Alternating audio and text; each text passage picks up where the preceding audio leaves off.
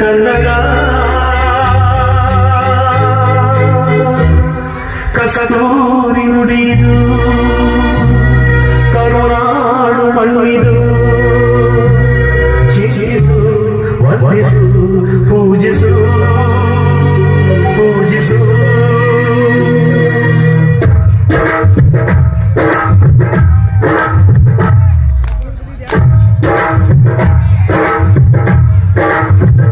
ಈ ಕನ್ನಡ ಮಣ್ಣನ್ನು ಮರಿಬೇಡ ಓ ಅಭಿಮಾನಿ, ಓ ಅಭಿಮಾನಿ.